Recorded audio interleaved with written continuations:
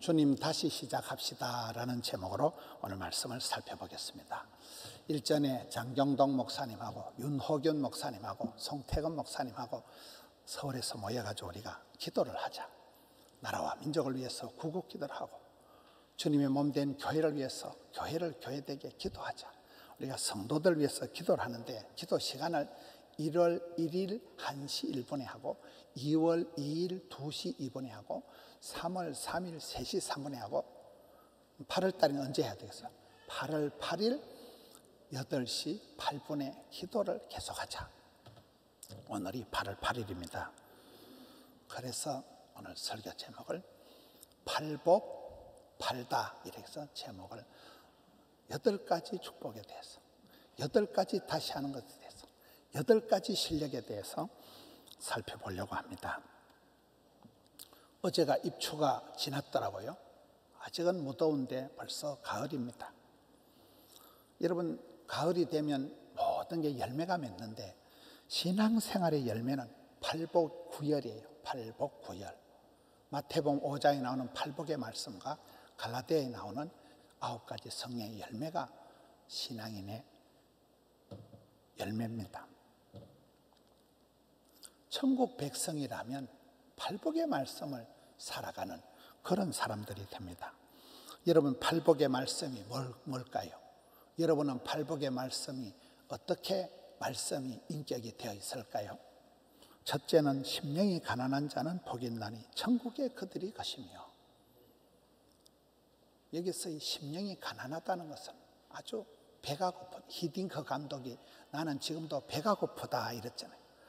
배가 고파서 아주 사슴이 시냇물을 찾듯이 그런 갈증을 가지는 걸 말하는 거예요.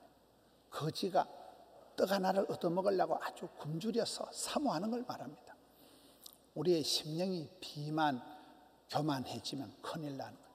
심령이 가난한 자가 천국이 그들의 것이며, 애통하는 자는 복이 있나니 그들이 위로를 받을 것이며. 이런 교회 와서 많이 울어야 세상에 가서 많이 웃는다 이러잖아요. 엄마 아빠가 많이 울어야 자녀들이 많이 웃는다 이렇게 되는 거잖아요.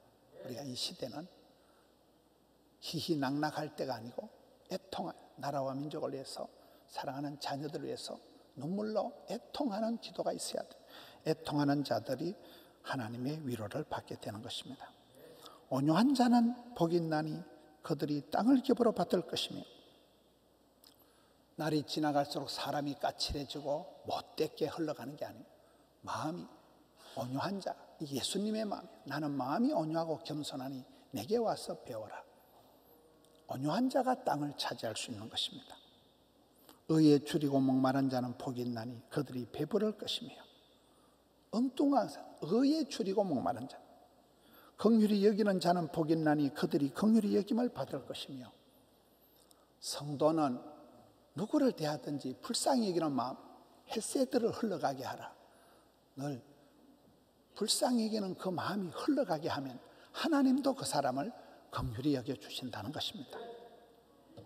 마음이 청결한 자는 하나님을 볼 것이며, 합평케 하는 자는 복이 있나니 그들이 하나님의 아들이라 일컬음을 받을 것이며. 어디 가든지 우리는 우리 예수님이 화목 제물이 되어주신 것처럼 화목케 하는 사람, 여러분 어디 가든지 피스메이커가 돼야 되지 시끄럽게 하는 사람이 되지 말아라. 의를 위하여 박해를 받은 자는 복이 있나니 천국이 그들의 것이며. 두드리 맞아도 행복하고 아파도 행복하고 가난해도 행복하고, 이것이 천국을 소유한 천국 시민권자들의 마음의 상태를 말하는 것입니다. 신앙생활의 열매는 팔복구열이다. 팔복의 말씀이 있다면 성령의 9가지 열매가 있습니다. 성령의 9가지 열매가 있고 회개의 열매가 있고 입술의 열매가 있다. 성령의 9가지 열매는 갈라디아 5장에 나오는 사랑과 희락과 화평과 오래 참음과 자비와 양선, 저 양선은 친절을 말합니다. 충성, 온유, 절제가 나오는데, 이것은 사람이 IQ가 높은 사람, 인텔리전스 코션트, 지능지수가 높은 사람, EQ가 높은 사람, 이모셔널 코션트, 감성지수가 높은 사람하고 똑같다 그래요. 여러분, 사람이 성격이 원만하고 어떻든지 관계가 좋은 사람이 가지고 있는 거, EQ가 높은 사람은 여기 성령의 9가지 열매하고 똑같이 사랑과 희락과 화평과 이게 나타난다는 거예요. 세월이 흘러가면서 성령의 열매가 주렁주렁 맺혀야 되는데 이게 엉뚱한 것이 맺히지 않도록 우리가 조심해야 되는 거예요. 회개의 열매는 뭘까요? 이번에 학위 수련회를 하면서 저는 개인적으로 느낄 때 강사님들이 대부분 다 회개에 초점을 맞춰서 말씀을 선포하시더라고요. 이 시대가 회개가 살 길이에요. 우리가 살아가면서 죄를 짓지 말고 살아가야 됩니다. 죄를 짓지 않아야 되는데 죄를 안 지을 수가 없어요. 머리 굴리만 죄고 입만 열만 죄고, 우리가 이렇게 살아갈 때 죄를 짓지 않아야 되지만 그것보다 더 중요한 것은 하나님 앞에 얼른 회개하고 바로 회개하고, 이게 중요한 겁니다. 사울 왕이나 가룟 유다는 회개했다는 표현이 성경에 없기 때문에 그들이 망한 거예요. 회개의 열매를 맺어야 됩니다. 회개가 살 거예요. 회개할 때가 이 실력이 나타나는 거예요. 다윗이 나단 선지자 앞에 회개할 때가 가장 용감한 때였다 이랬잖아요. 우리가 입술로만 아니고 말뿐인 것이 아니라 실제적으로 구체적으로 회개의 열매가 맺혀야 되는 거예요. 세월이 지나가면서 회개를 많이 한 사람이 천국에 들어가는 사람이지, 천국은 죄가 없는 사람이 들어가는 곳이 아니에요. 회개한 사람이 들어가는 거예요.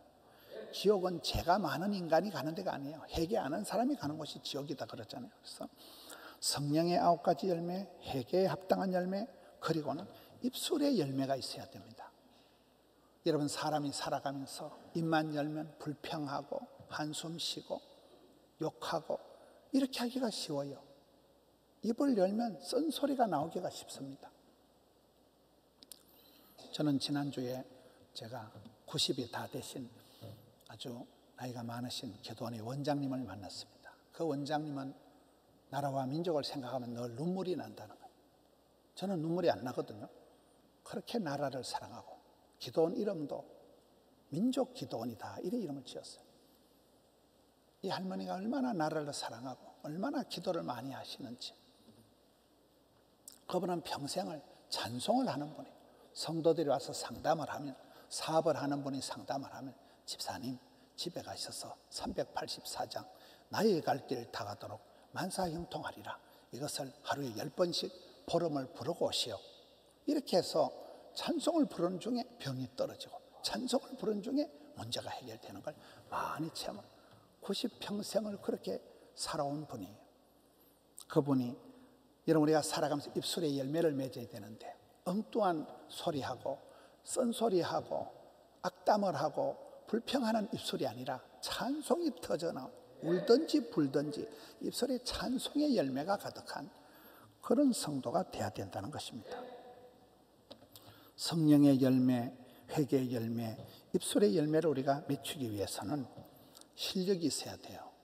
끝까지 실력이 있어야 됩니다. 여러분, 우리가 말라기를 자세히 보면 기한 전에 뚝 떨어지는 열매가 있어요.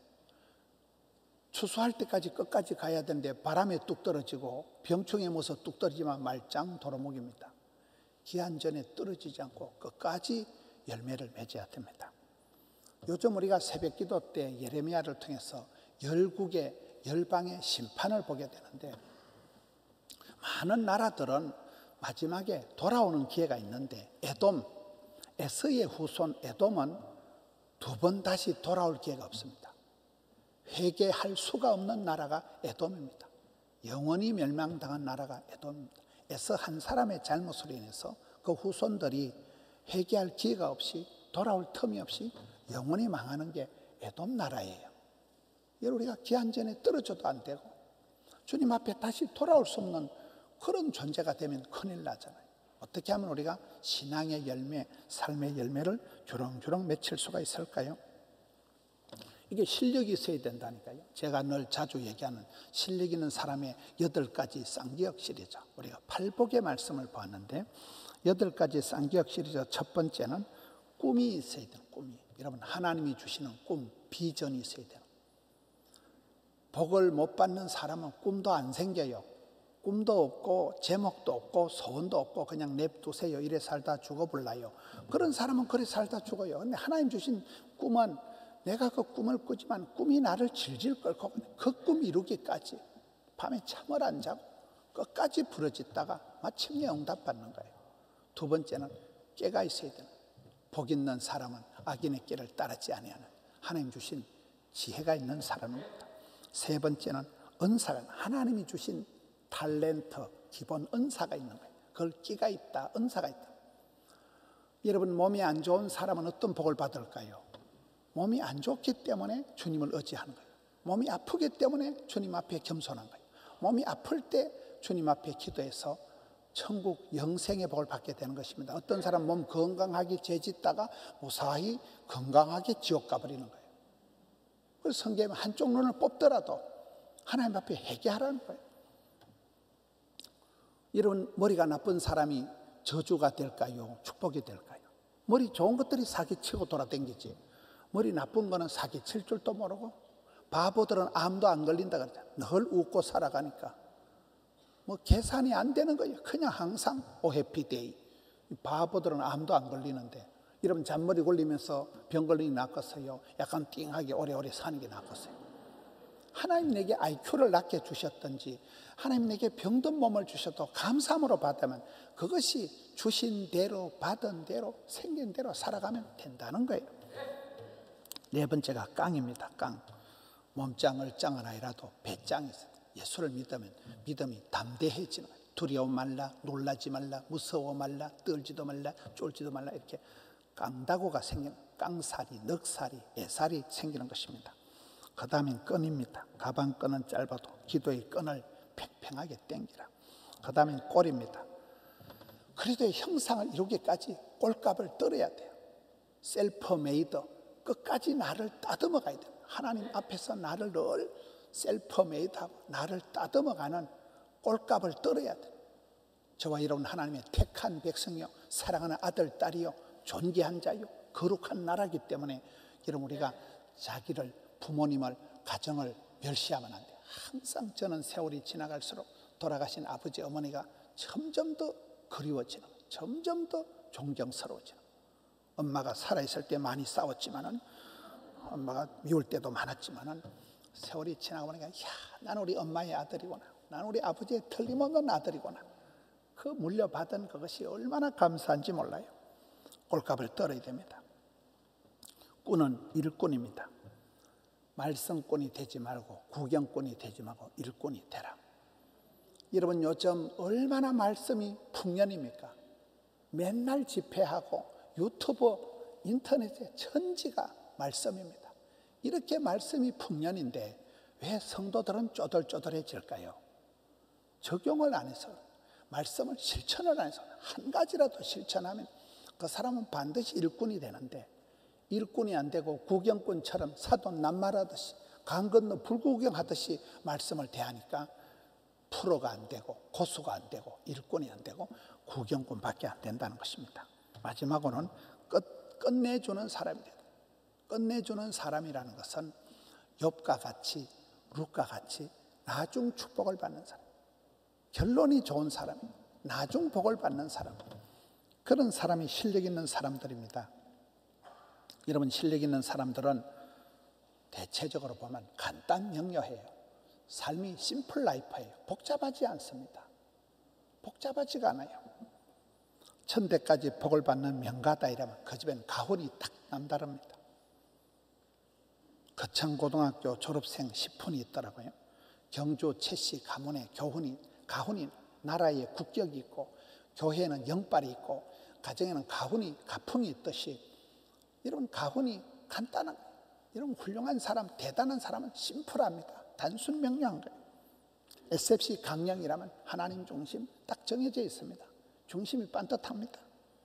종교 개혁자들의 5대 정신이 있습니다. 오직 믿음, 오직 은혜, 오직 성경, 오직 그리스도, 오직 하나님께 영광. 저 한 가지가 솔라 피데 이런 거 하나 가지고 그냥 평생을 살아가. 구호가 선명하고 간단하다는 거예요. 세월이 지나가면 첫사랑은 식고, 하나님의 형상은 흐릿해지고, 우리 속에 거친 형상이 만들어져서 하나님의 그리스도의 향기는 안 나타나고 사람 냄새가 진동하기가 쉽습니다. 숭고한 뜻은 사라지고 철은 녹슬고 야성은 무뎌지고 매너리즘이 오기가 쉬워요. 그래서 우리가 피곤하고 혼란하고 애매할수록 반드시 돌아가야 될 때가 있는 거예요. 다시 돌아가야 될 때가 있다는 거예요. 오늘 그 8가지 다시 돌아가야 될 때를 생각하려고 합니다. 병세가 더 악화되기 전에, 문제가 더 고착하기 전에, 마음이 더 굳어지기 전에 얼른 리부트하고 얼른 리셋하고 얼른 회개해서 우리가 다시 돌아가야 될 때가 있다는 것입니다. 너희는 이 세대를 본받지 마라. 마음을 새롭게 해라. 변화를 받아서 하나님 뜻을 분별을 해라. 오늘 본문의 말씀은 삼손에 대한 말씀입니다. 여러분, 삼손이가 인생이 엉망진창이 되어버려요. 어느 순간 삼손의 인생이 굉장히 복잡하게 되어버려요. 너무나 비참한 지경에 떨어졌습니다. 그래서 삼손이 정신을 차리고, 어쩌다 내가 이래 됐을까?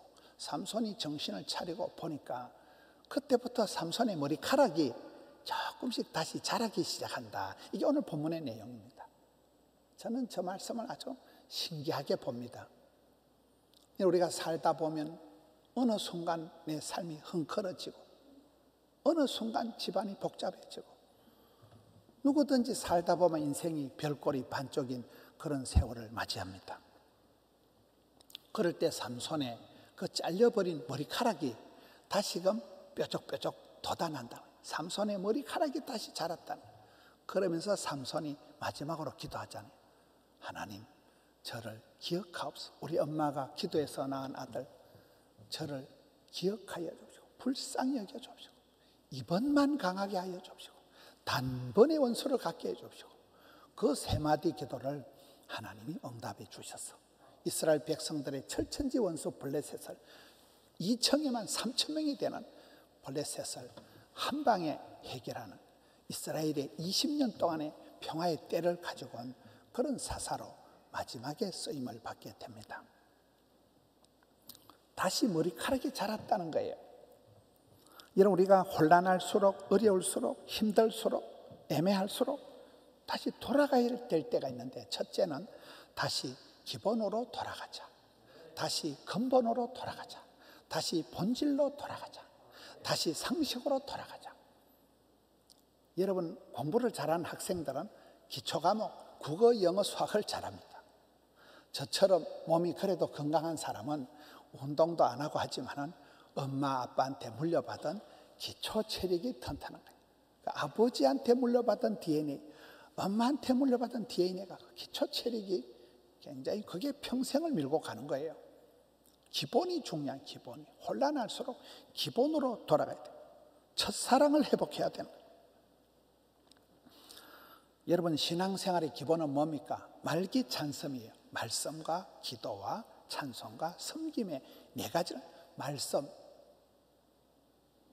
성경을 내가 지금 어떻게 읽고, 성경을 어떻게 내가 큐티를 하고, 성경을 어떻게 내가 통독을 하고, 성경을 어떻게 내가 필사하고, 성경을 내가 어떻게 대하는가. 성경과의 말씀의 기도, 기도의 자리를 확보해라. 기도의 대상을 확대해라. 기도의 응답을 확신해라. 내 기도가 어떻게 넓어지고 깊어지는가. 찬양, 입술의 열매를, 내가 찬송을 언제 부르냐. 여러분, 찬양대 자리에 앉는 게 이게 보통 영광의 특권의 자리가 아니에요. 4단계 되면 성가대 그냥 못 섭니다. 찬양의 자리를, 찬양의 입술을 채우라는 거예요. 찬양의 입술의 열매를 맺으라는 거예요. 입만 열면 원망, 불평, 짜증을 내지 말고 찬송을 울든지 불든지 찬송의 열매를 맺으라. 말씀과 기도와 찬양과 섬김의 자리를 찾아서 내가 받은 복을 항상 흘려보내면 되는 거죠. 신앙의 기본이 뭡니까?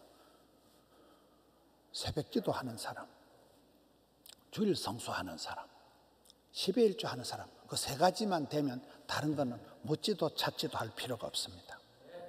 어려울수록 혼란할수록 다시 기본으로 돌아가자. 2번째는 다시 핵심을 붙잡자는 거예요. 신변 잡기 쓰잘데없는데 헤매지 말고 핵심을 붙잡아라. 여러분 식당에 가서 밥 먹을 때 찌개다시 가지고 싸우는 사람이 있어요. 앞에 그 찌개다시 가지고 뭐 하나 더 달라 하고 뭐 호박전하고 그 메추리알하고 싹 다 까먹고 나면 메인 메뉴가 나오면 헛배가 불러가지고 먹지도 못합니다. 찌개다시 가지고 싸우지 말라는 거예요. 핵심이 뭐, 너희는 먼저 그의 나라와 그의 의를 구하면 나머지는 하나님께서 아무것도 염려하지 마라. 하나님이 다 교통정리해 주신다는 거예요.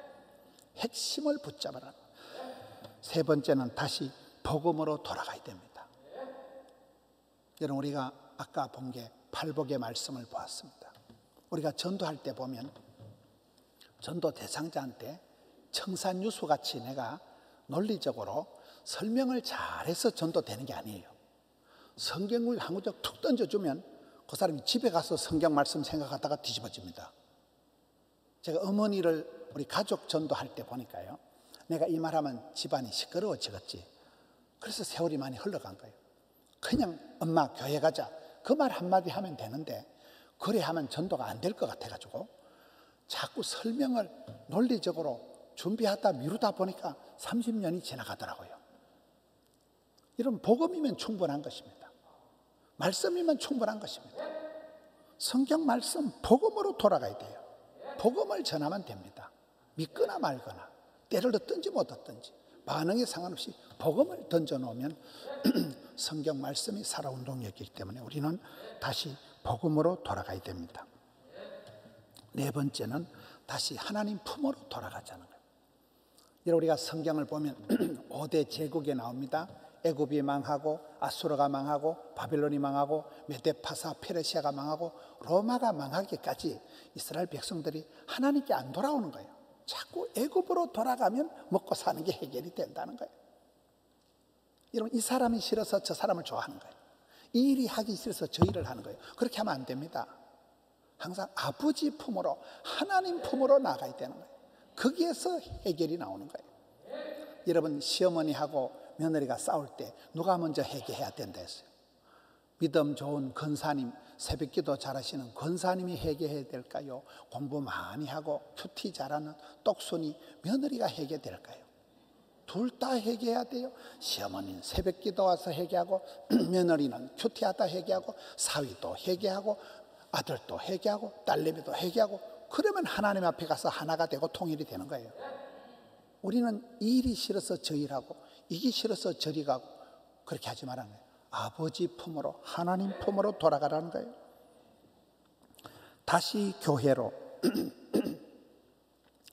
여러분 예루살렘을 사랑하는 자, 예루살렘 성전을 사랑하는 자는 형통하게 되리라. 지난번에 도원옥 목사님 말씀이잖아요. 다니엘이 나라가 쫄딱 망하고 성전이 홀라당 불타고 이국 말리 바벨론의 포로로 잡혀갔어도 항상 바벨론에서도 예루살렘을 향하여 창문을 열고, 예루살렘이 뭡니까?